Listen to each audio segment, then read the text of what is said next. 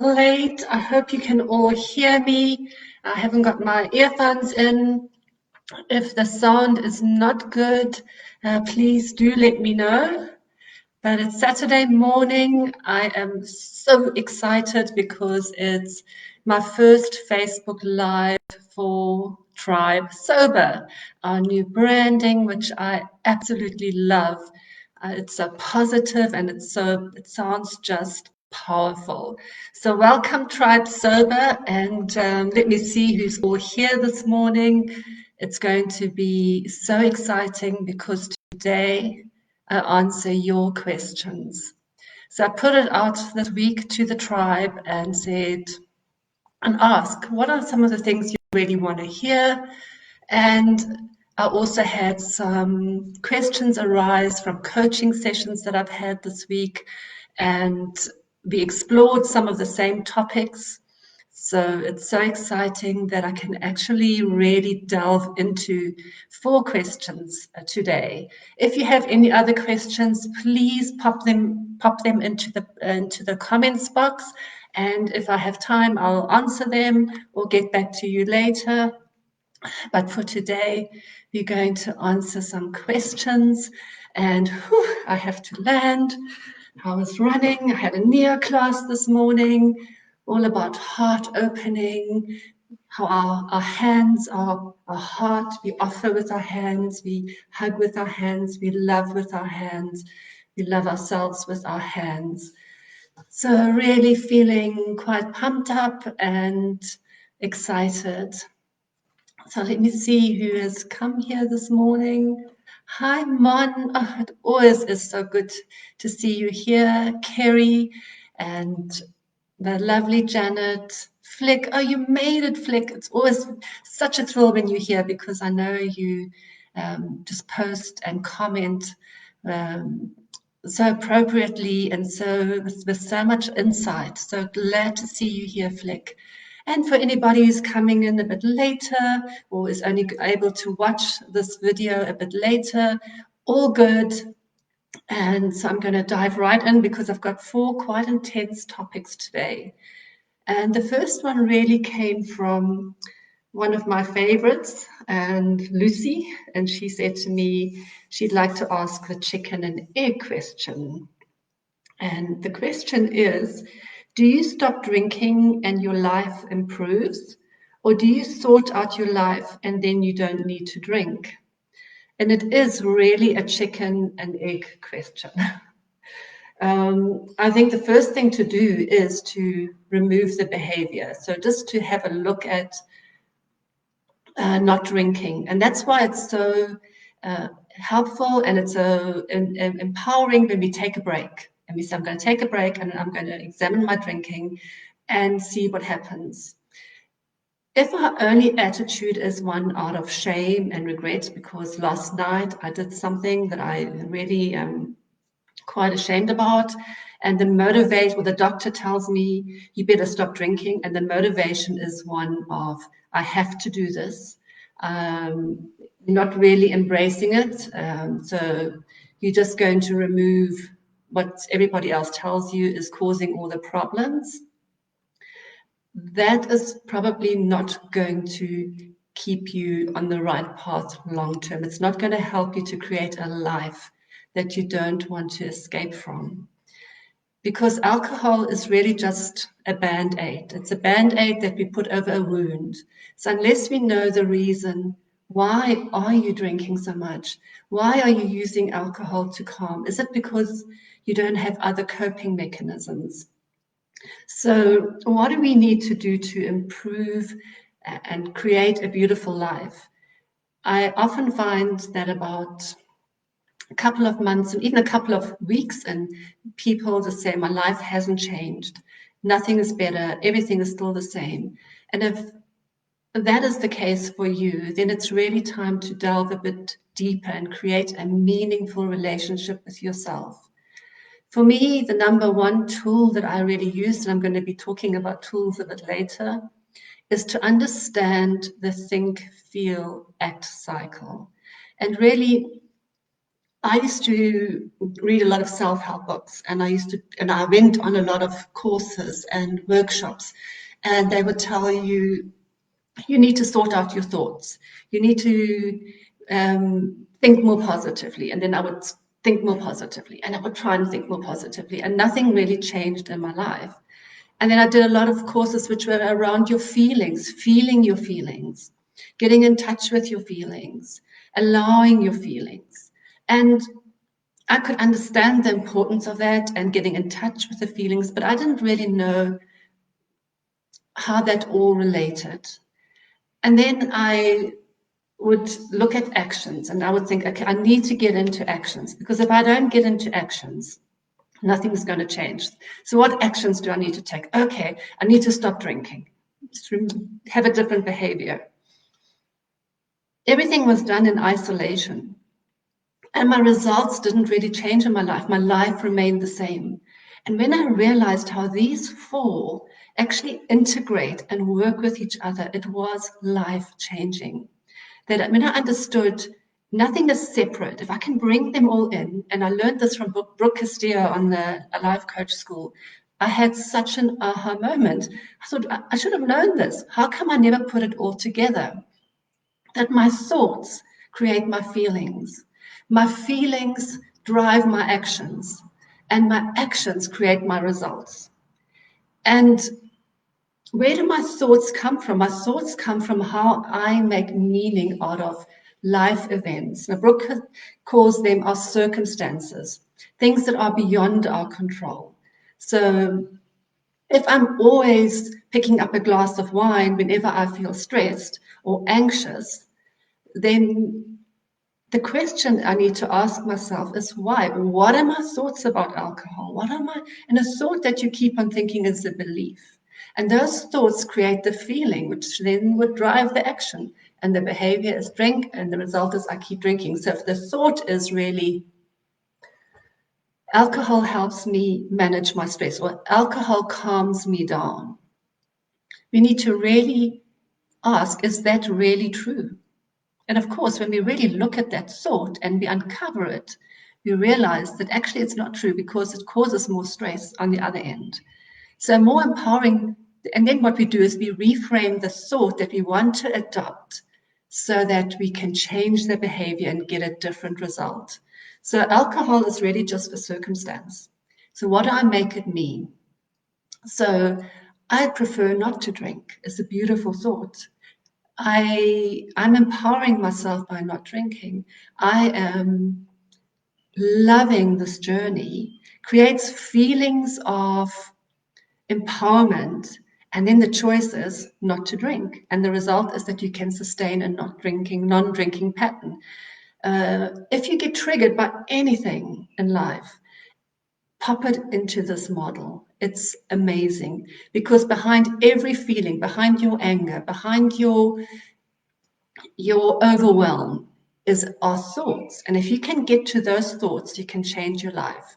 So behavior alone does not change what is not working.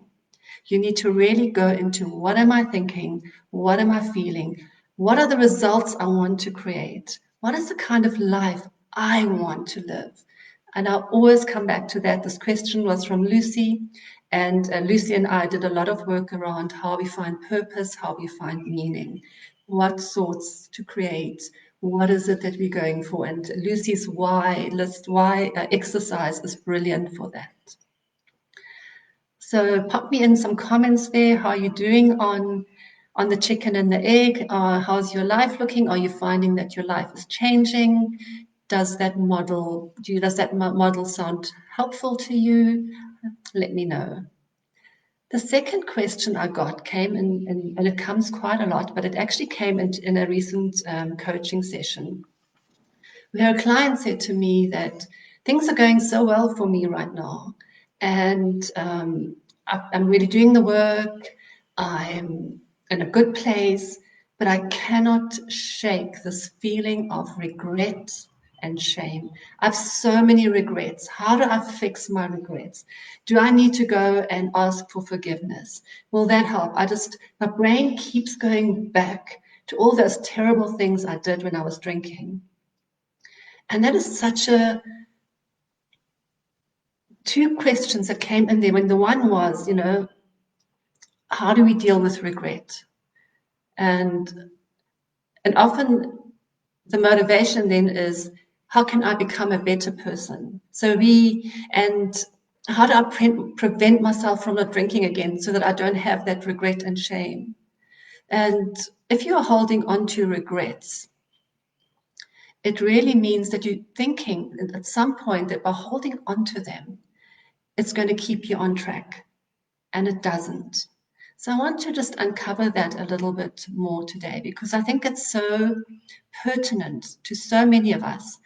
We are going along, we're doing well, and yet we cannot shake the regret. We wished that we had not done certain things. In fact, we can go into our brain kind of takes us back to times where we just want to cringe. So the first thing I want to offer you is that it's not because there's something wrong with you, and it's not because you lack character, and it's nothing to do with your character. It's nothing about you. What we need to understand is how the brain works.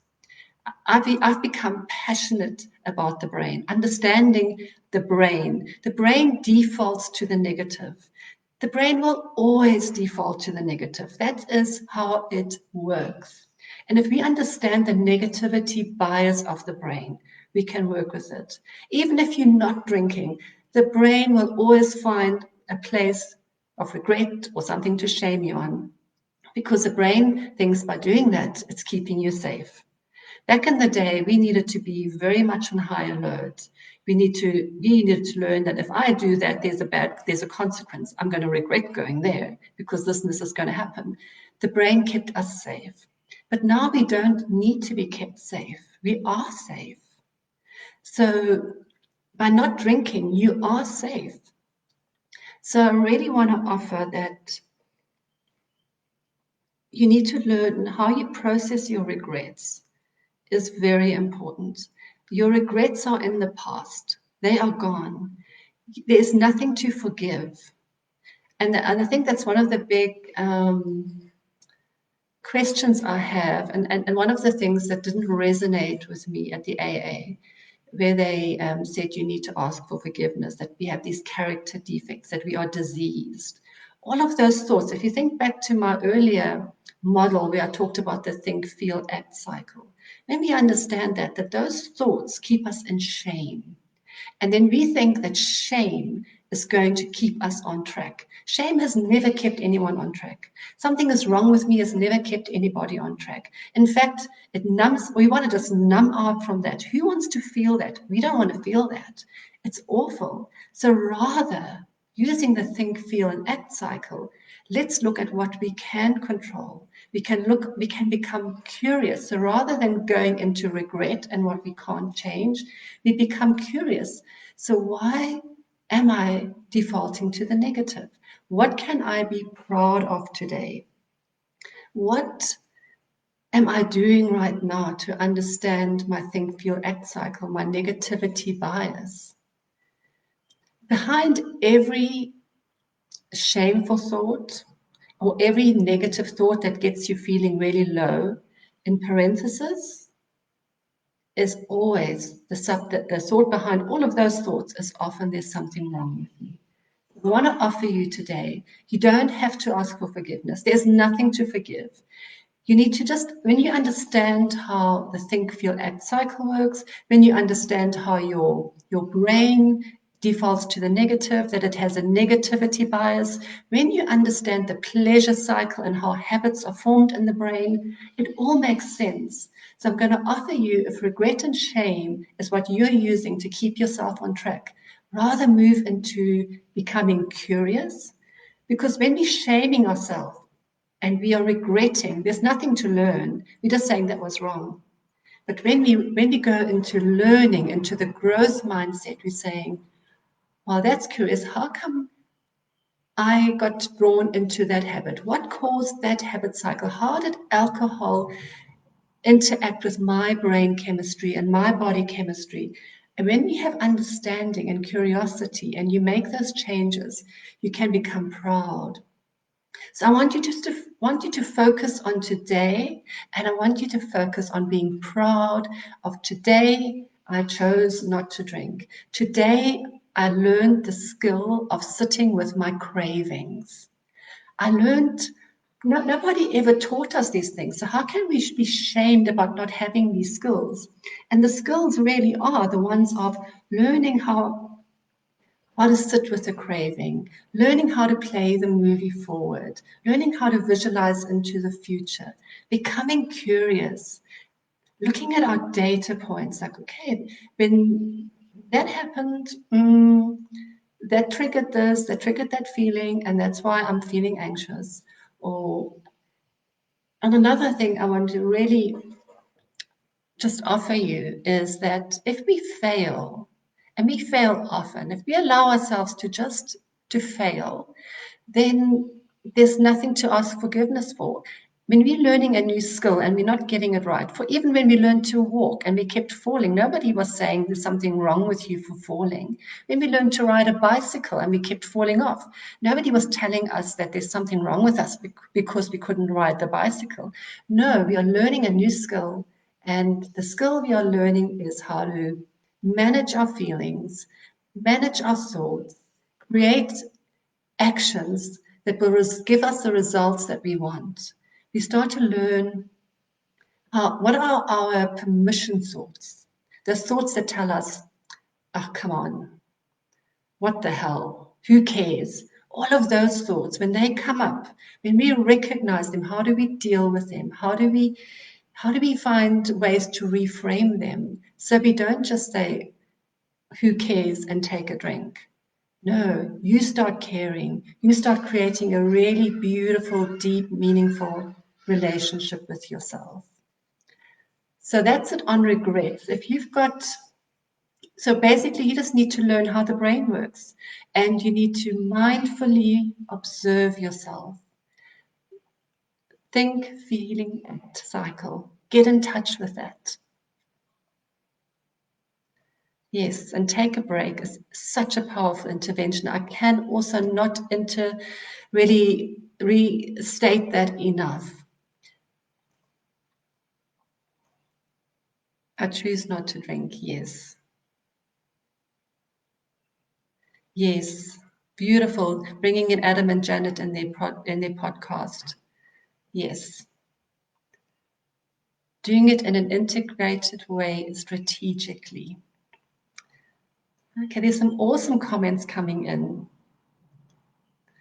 Flick saying this annoying regret space is such a derailer. If we allow it to be part of strategically booting the boost to constrain the regret space and to replace it with actions, activities that create beautiful memories instead of painful regrets.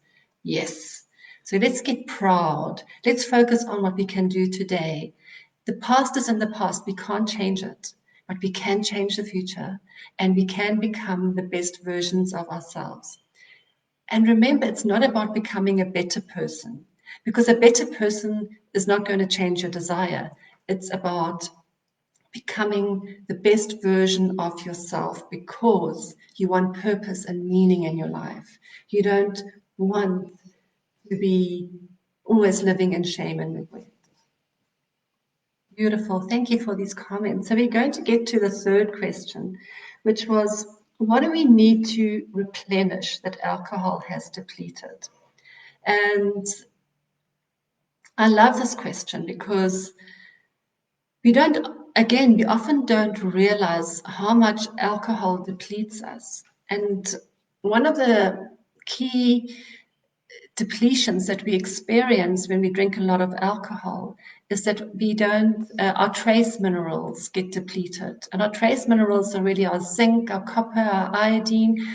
We need these trace elements for our organs, for our body to work optimally. And a lot of time what causes hepatitis related alcohol syndrome is that absolute depletion of minerals, and your body no longer being able to absorb these minerals. And then we, of course, also look at the gut health and why that happens, what alcohol does to the gut. It really depletes so many of our organs, of their minerals, of their way to of their functionalities. So what do we do when we have been over drinking for many years and now we're taking a break? And how can we support ourselves nutritionally?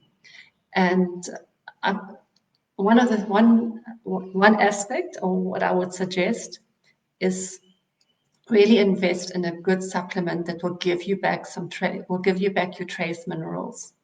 And Metagenics has a beautiful one called I think it's called the Bone Builder. It has calcium, magnesium, and trace elements that help us to rebuild our bones. A lot of people who overdrink for many years get osteoarthritis, get very brittle bones. Uh, it's one of the really unfortunate side effects of lots of drinking is that we lose our bone density faster. So we find ways to create more bone density.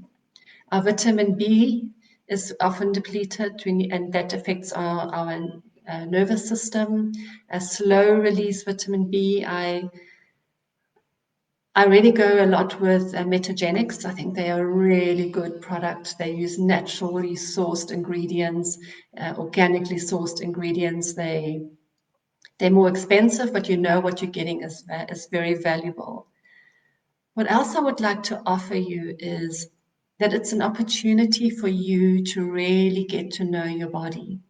And again, mindfully observe when I eat a piece of chicken, how does that make me feel?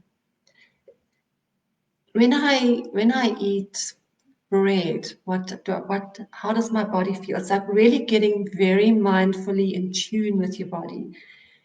And your body will actually gravitate towards the foods when you become very intuitive with your body. And it does sound a bit woo, but it's actually not. Because your thoughts actually have a huge influence on your biochemistry as well. So you want to really understand your body. And I met a friend, a girl who became a friend many years ago who practiced as a shaman. And she went to South America to do her training with a shaman there.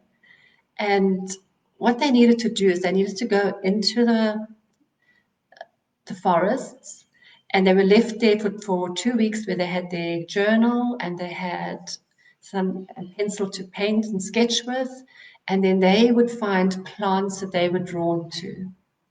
And they would call it dieting the plants. They would use this plant to wash themselves with. They would eat this plant. They would drink tea, make tea with this plant, and they would learn all the properties of this plant. And then they would write down what they thought this plant was and did. And she said it was so uncanny that every time, everything she went and checked later was true about the plants. She didn't know what plants, a lot of the plants, she had no idea what they were. And one of the theories that she offered was this is how we, and back in the days when we were hunters and gatherers, learned what berries to pick, what food to eat. That we sat with plants and we realized and we learned what does this one do on my body? How does this one feel? And that's how we also became how the healers of the time found the medicine properties in plants. So I'm inviting you to start treating your body this way as, okay, so how is food medicinal? How is food nutritious for me? How does food interact with me? Become really curious and conscious about food. In a coaching session I had last night, my client was telling me that it's so strange that nowadays when I just smell alcohol, I feel like I want to vomit. The smell just like revolts me. And I was like, yes, that this is your body is starting to say to you, this is not okay. This substance is not good for you. Whereas when we just unconsciously just take in foods and sugars and refined flours without thinking and without really getting curious of how is this affecting us, we don't listen to our body telling us, actually, this drops your energy, this elevates your energy. So the question is quite simple. Like, what supplements should we use? How do we fix our depletions? And I'm offering you a kind of a woo. But it's so exciting when we are able to do that, when we're able to really have a meaningful relationship with our body. What does our body want? What does our body need to feel better? And then mindfully, when we do ingest the food or we take the supplement, imagine what this is doing for us. And the same client actually said to me that when she takes her supplements, each supplement, she takes it separately now and she takes it mindfully, and she says to herself, this supplement is going to give me this. I'm taking this supplement, I'm taking you because this is how you are healing me. And it's a very different mindset to just putting a whole lot of pills in your hands and popping them and not saying, okay, maybe this is going to make the difference. So pop me your comments about that one, and let me know how that lands. Hi, Annika. So good to see you here. Yeah, shame and guilt lowers our vibration and frequency. And in the same way, we can also use food and nutrition to get our vibration up, to get our energy up. So I love that question. The fourth question came from another client, and it's again it's a beautiful question to end with, because she said, I was listening to Holly Whitaker talking about having a sober toolbox to start new routines and help with cravings. It would be great to know what you recommend as tools. Okay, so when you come to our workshops, which I highly recommend, we give you 15 strategies, 15 tools that you can use and integrate into your life to help you on your sober journey. So why are tools? First of all, the first question is, why a toolbox, and how do I use my tools? And I like to use the analogy of, if I'm going to hang a painting, which I recently did, well, I got help. The first question was, where's your toolbox? So if I just have this painting and I want to hang it, and I've got a couple of tools, but I don't know how to use them, first of all, I'm not going to get far. If I think I need to take a nail and try and use my hand to get it in, I'm going to get a bloody hand. If I'm not sure how to use the drill, then I can really hurt myself. So, but when I know, okay, these are the tools that I need to learn to use, this is how I use them, this is all the tools I need to gather, and then I can hang my painting. It becomes a painless process. And so it is with our journey. So what are the tools that we can use? And so we've got 15 tools that we talk about. We talk about you working your tribe, getting physical, getting into exercise, building emotional strength. And again, building emotional strength, understanding that discomfort is the currency of growth, and finding our flow, healing. How do we heal? By finding our flow, meditating, trying new things, playing the movie forward. Knowledge is power is one of our tools. So listen to a lot of podcasts, read a lot of quick lit books,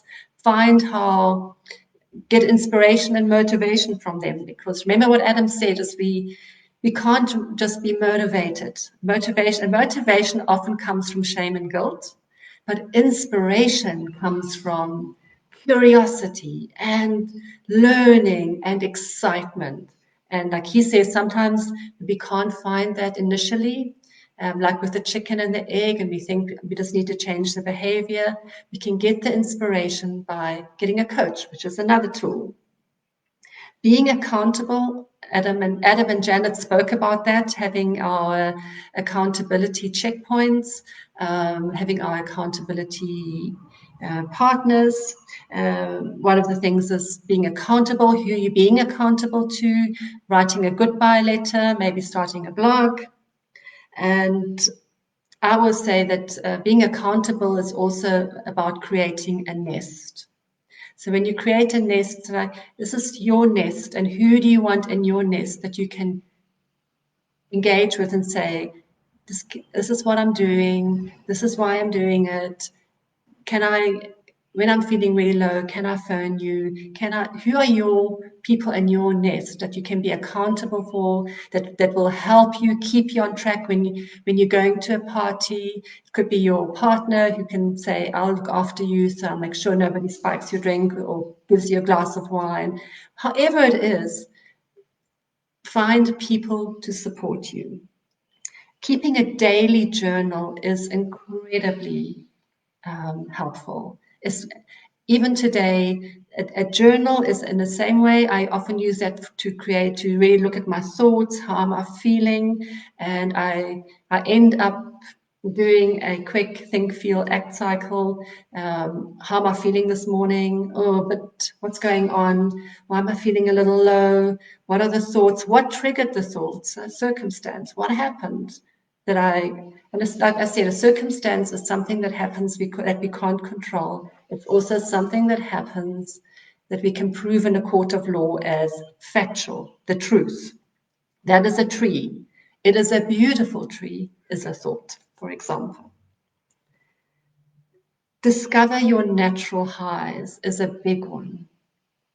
Because throughout humanity, if you go back through all the different stages of our lives, if we look back to the ancient tribes, there's always been a need for us to get euphoric, to feel joy, to feel ecstatic. How do you bring that into your life?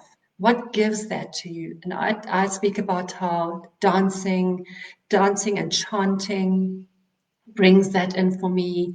Kundalini yoga is, I don't know that Holly Whitaker is big on Kundalini yoga, using Kundalini mantra and breath work. Breath work is a big one for me in terms of how I can use the breath.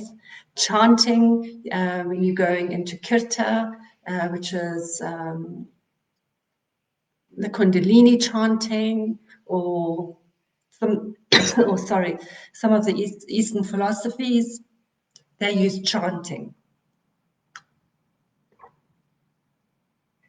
Oh, I've had the scratchy throat all week, so excuse me. And I can't mute. So discover your natural highs and have your go-to drinks. So when you go out, be prepared, have a plan. Adam also and Janet spoke about it, the importance of having a plan. And having a 28-day plan, or a weekly plan, where you really plan what you're going to do, how you're going to negotiate the evenings, your cravings, your urges, your go-to drinks, what are you going to do instead of the 6 o'clock drink. Be prepared, create a plan, and track your progress. Already too, excuse me. Track your progress, and Lucy's tracker is brilliant for that. Tracking our progress is where we can learn to be proud. This is what I'm doing. This is where I'm going. This is how well I'm doing. Very, very helpful tool. I've spoken about natural highs, try sober dancing. Treat yourself. Know your triggers. Know your triggers is a big one. And a trigger is really a stimulus that prompts you to act in a certain way. What is the trigger that gets you angry?